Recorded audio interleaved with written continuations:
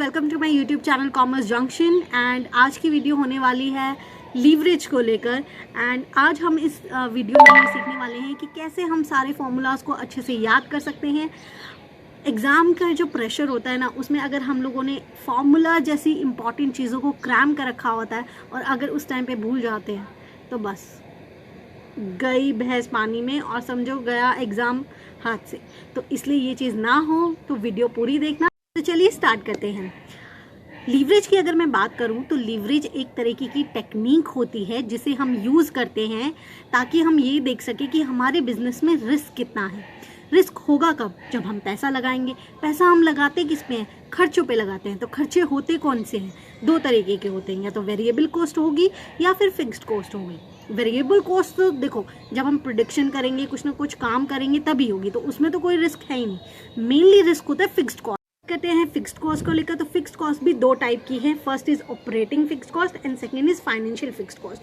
अब मैं बात करती हूँ ऑपरेटिंग फिक्स्ड कॉस्ट की, तो नाम से ही पता लगता है जो फिक्स्ड कॉस्ट ऑपरेशन करते वक्त लगती है तो वो होती है हमारी ऑपरेटिंग फिक्स्ड कॉस्ट। और अगर मैं फाइनेंशियल फिक्स्ड कॉस्ट की बात करूँ तो फाइनेंशियल फिक्स्ड कॉस्ट वो होती है जो हम फाइनेंस को अरेंज करते वक्त जो फिक्स्ड कॉस्ट लगती है। फॉर एग्जाम्पल, आपने डेट लिया है तो आप इंटरेस्ट पे करोगे। आपने प्रेफरेंस, अब हमें पता लग गया है कि जो रिस्क होता है वो फिक्स कॉस्ट से रिलेटेड होता है। और फिक्स कॉस्ट कितनी होती है? दो टाइप की होती हैं।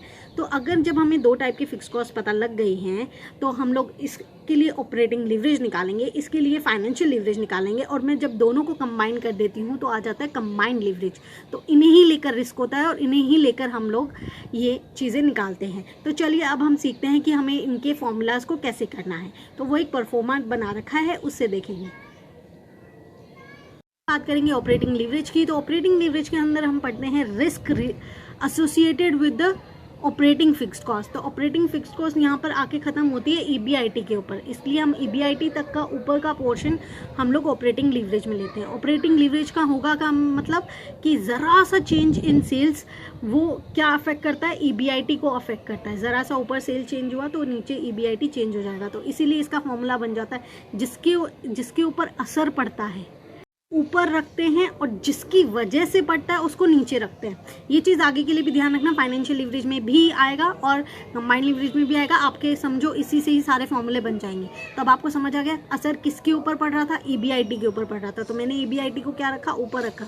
परसेंटेज चेंज इन ईबीआईटी किसकी वजह से पड़ रहा था? सेल की वजह से पड़ रहा था। तो मैंने नीचे क्या रख दिया? Percentage change in sales. तो आपका यहाँ फॉर्मूला तैयार हो गया, ये वाला फॉर्मूला बिल्कुल तैयार हो गया। अब हम पढ़ेंगे फाइनेंशियल लीवरेज। बात आती है फाइनेंशियल लीवरेज की, तो फाइनेंशियल लीवरेज में हम लोग फाइनेंशियल कॉस्ट को ले रहे थे। फाइनेंशियल कॉस्ट कौन सी होती है?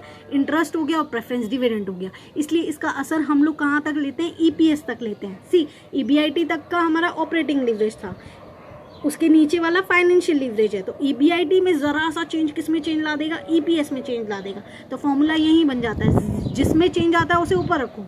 ईपीएस ऊपर, ईबीआईटी की वजह से आया तो ईबीआईटी नीचे, तो फॉर्मूला बन गया है।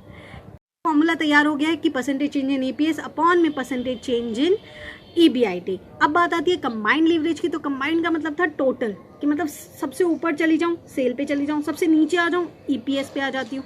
तो ज़रा सा चेंज इन सेल्स का असर चेंज इन ईपीएस पे नज़र आता है। तो कंबाइंड का अगर हम डायरेक्ट फॉर्मूला लगाना चाहें तो जिस पे असर पड़ता है वो ऊपर, चेंज इन ईपीएस ऊपर और चेंज इन सेल्स नीचे आ जाएगा। आप चाहो तो OL इंटू FL वाले फॉर्मूले से भी इसको आराम से निकाल सकते हैं। तो वो आपको देख लेना है।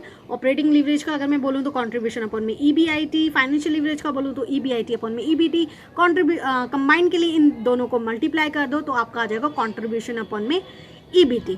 ठीक है, ये वाले बहुत इजी होते हैं। जो परसेंटेज वाले थे उसमें हम लोग गड़बड़ी करते हैं, इसलिए मैंने पूरा उन्हें एक्सप्लेन किया था।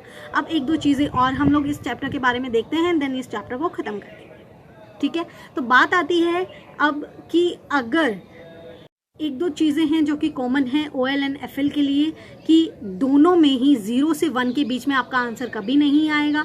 अगर 0 है और नेगेटिव है या फिर 1 से ऊपर आएगा, राइट। अगर आपका आंसर 0 आता है इसका मतलब जितनी आपकी कॉस्ट हो रही है उतने का ही आप कमा रहे हो, तो कुछ भी नहीं बच रहा है आपके पास। अगर नेगेटिव है इसका मतलब कॉस्ट ज़्यादा हो रही है और आप लॉस में चल रहे हो। अगर पॉजिटिव है 1 से ऊपर है इसका मतलब आपका कॉस्ट से ज़्यादा आप कमा रहे हो, आपको प्रॉफिट। ये चीज़ें डिस्कस क्यों की, क्योंकि पेपर में इस टाइप के क्वेश्चंस आते हैं जहाँ पे आपका डिसीजन मांगा जाता है, जहाँ आपको एक कंडीशन दे दी जाती है और ये कहा जाता है कि आप ये बताइए कि यहाँ पर फेवरेबल कंडीशन है या अनफेवरेबल चीज़ें हैं, तो वहाँ आप इन चीज़ों का यूज़ कर सकते हो आप अपने OLFL को देखकर कि आपको क्या डिसीजन लेना है। एक तरीके के और क्वेश्चन आते हैं जिसमें ये लिखा होता है कि आपके सेल्स में इतना चेंज आया है तो उसकी वजह से ABIT में कितना चेंज आएगा, आपको OL दे रखा होता है, FL दे रखा होता है, तो वहाँ कैसे डिसीजन लेना है वो भी देखो कि आपको OL दे रखा है 2 है, आपका सेल आपको दे रखा है कि 10% चेंज हुई है, तो उसमें पूछा है कि आपका ABIT में कितना चेंज होएगा, तो आप क्या करो सिंपली OL को मल्टीप्लाई कर दो सेल से, तो आपका ABIT का परसेंटेज आ जाएगा, दैट इज़ 20%। अगर ये चीज़ FL में दे रखी होती और पूछा होता EPS में कितना चेंज आएगा, तो हम EBIT से मल्टीप्लाई कर देते तो EPS में आ जाता। अगर कंबाइंड दे रखा होता और पूछा होता कि EPS में कितना चेंज आएगा, तो हम सेल में मल्टीप्लाई कर देते तो हमारे पास EPS का आ जाता। लोगों ने इस चैप्टर को कंप्लीट कर लिया है। अब आपको समझ आ गया होगा कि सारा खेला ना इसका था, सेल से लेके APS वाली चीज़ का, तो उसको अच्छे से याद रखना है, अंडरस्टैंडिंग रखनी है, कुछ भी नहीं भूलना है। Best of luck for the exams, अच्छे से एग्जाम्स देके आने हैं। और कोई भी इस टाइप की वीडियो चाहिए जिसमें आप जल्दी से रिविजन कर सके तो आप मुझे कॉमेंट सेक्शन में बता सकते हैं।